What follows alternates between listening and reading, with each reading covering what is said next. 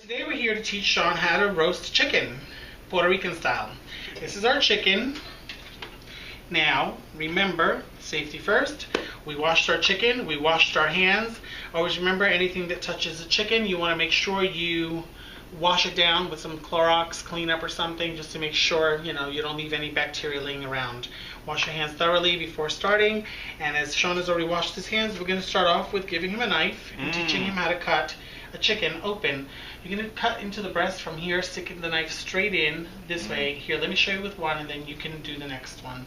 Put it in here, and then right cut in the middle of the breast and cut down. Wow. About that long. So if you do this on this side now, that's kind of fun. Perfect. Okay. And now you've cut open the breast. Make sure it's open through all the way. So you kind of dug it up and down. You have to keep it down a little, so make sure you get a straight line in there. Okay. And that's just so you can add more seasonings in there. We put the knife here aside.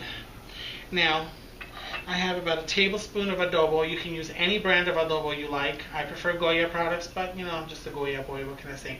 Take this and you're going to sprinkle it gently all over the chicken. Remember, there's a backside to the chicken. So you want to use a little bit across the chicken, and then, across it, there you go, all over to the top. Okay, don't use it all now. Use it, there's enough in here for both sides. Now, taking this hand, keeping this hand clean, use this hand and rub it all over. Don't be afraid of the chicken, rub it. Rub it. Rub those breastises. Come on, get that breast rubbed real well. Get that spice into there. Now you could have gotten it over here on the leg too. A little bit on each of the legs and the wings. Don't be afraid to rub your chicken. Just try to keep one hand clean so you can grab the spices when you do that, and you don't contaminate the spices in the bottles and stuff with salmonella and chicken juice. Anyway, flip it over with that one hand. Take it and flip it upside down. There you go. And then sprinkle the rest of this over the top of that chicken. Not too bad. Just careful. Okay, there you go. That's enough for now. And rub that all over. I'm going to go back and use this on the inside. And we're done. Smells rub good. it all over. Rub your hands all over. Like the smell of chicken. Now the good thing about this is you can do this, and if you want to add something citrusy, you can squeeze a lime or a lemon and squeeze it over there. Or you can add some lemon zest to it if you want, or lime zest. It does kick up the flavor of the chicken. Now this is sazon, and I'm going to shake this the first time around to show you that this is one you want to do from far away, and you want to do it very gently to get it all over. Now it doesn't look like it's making much of a color difference right now, but as soon as you start rubbing that, it's going to turn really red. So use the one hand, use the flat of your hand, just rub the chicken like you're massaging it. There you go. And see, immediately the color is picking up real quick. Yeah. Now you've got that side seasoned. What you're going to do is, here's sofrito, and the sofrito recipe is on the page, but we're also going to put it on video later on. And you're going to pour a little bit of sofrito. Now this is about 2 tablespoons worth. So I say about a tablespoon on this side. Rub it all over. Rub it in. Again, massage it into the chicken. There you go. Now you see the color on that. Flip it over this way with that hand. Yes, you can see, so they can see on the camera. There you go. There you go. Use both hands if you have to. Okay. And since you've already contaminated this hand, that's okay. You know what? You learn little by little. I'll just sprinkle the spices on there. Throw a little more adobo on there. Open up the slits. Open it up one at a time. And what you do is you pour a little bit of adobo in there and on the other one. Now lift up the opening of the chicken, the back opening of the chicken. Lift it up a little. And just pour a little bit right on there too. Make sure it goes on the legs too.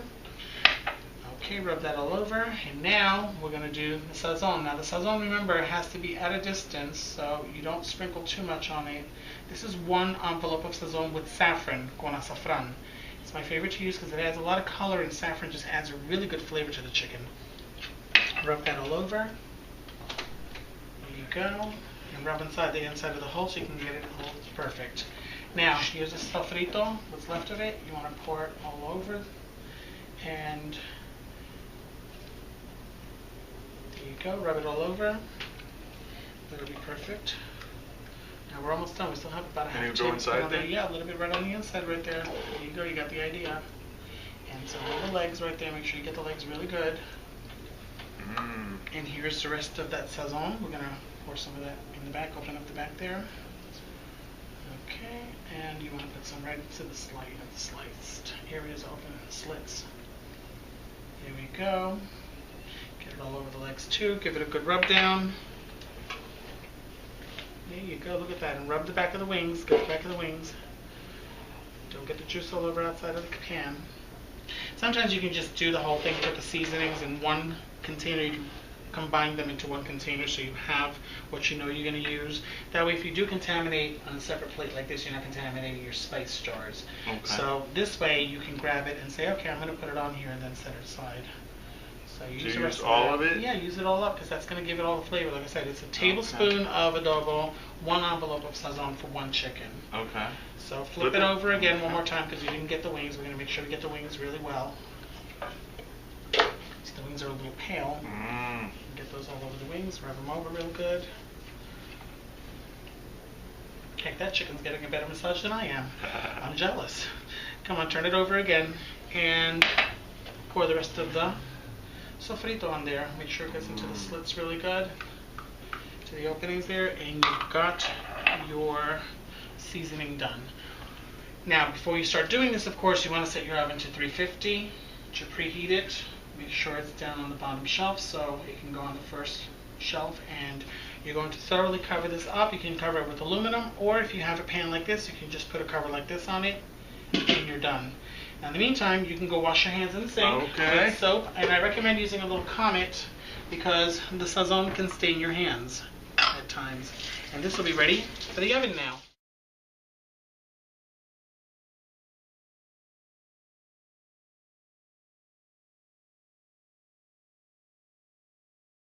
Okay, and now we're back to show you how to cook some rice to go with that wonderful chicken. This is going to be out of the oven in a little while. You want to make sure you time it. Your chicken cooks for about an hour and 15 minutes to an hour and a half. You want to time this so you can cook it about 30 minutes before the chicken is going to be done, so it'll be done at the same time. First thing you want to do is take a caldero. This caldero is 12 cups. Tops in liquid, which is 3 quarts. That's the maximum it'll fit in there. So take that into account. This caldero will fit and cook safely up to 4 cups of rice in there. Rice expands. It's going to be 4 cups of rice with 6 cups of water and the seasonings and the beans. So it's going to fill up right to the top when it's cooked. Okay, that gives you a full caldero. You don't waste any space, you know, you have a good meal. First thing you want to do is take the oil. I measured 1/3 cup of oil. Pour it into the bottom of that. There you go, give me that.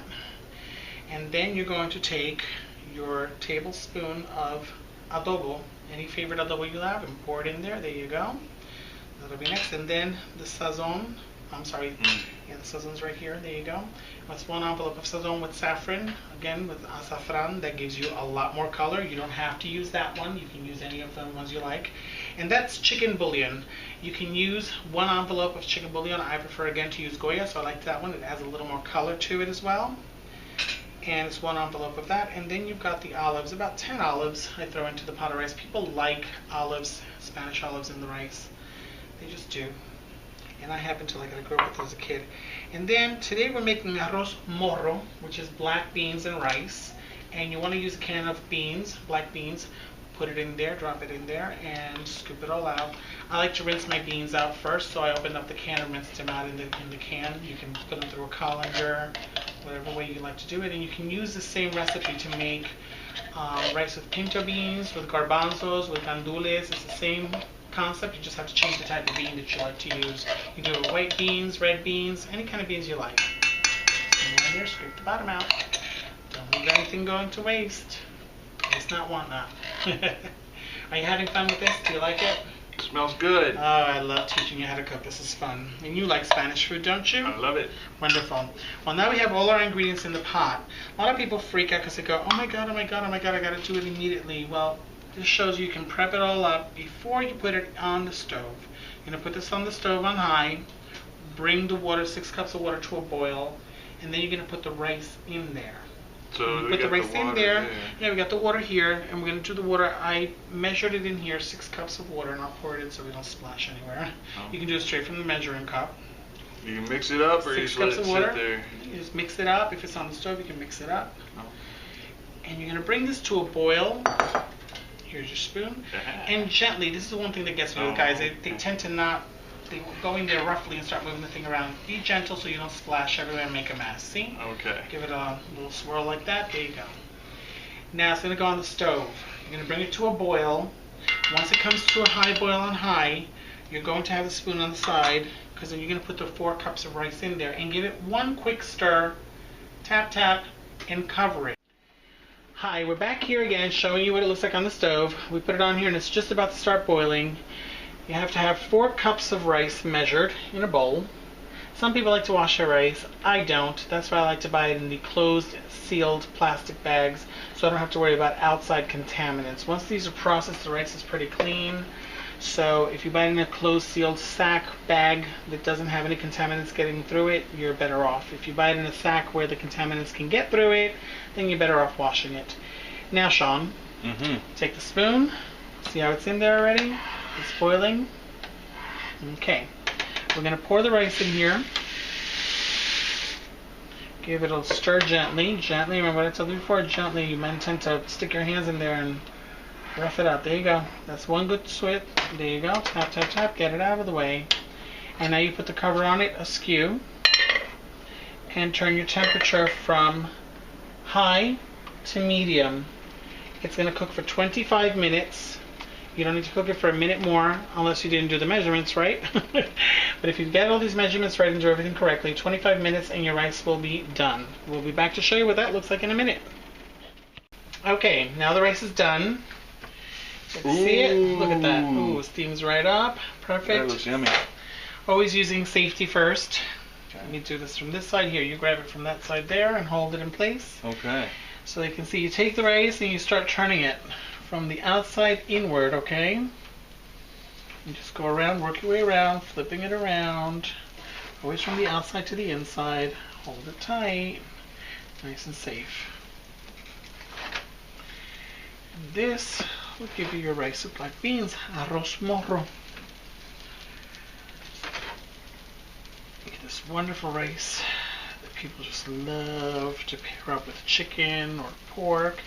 Heck, you can pair this up with a steak even, if you like steak. I personally like this rice with anything. I eat it by itself, I'll eat it with anything. Pair this up with a nice little salad and you are good to go. In a few minutes we'll be back and we will combine this with the chicken that we cooked when it's ready. And we will show you the final product or what it's going to look like.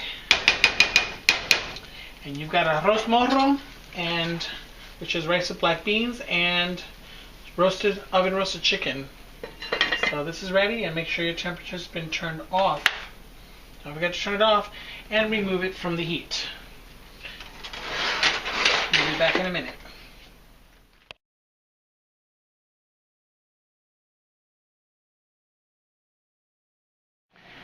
And this is what it looks like when it comes out of the oven.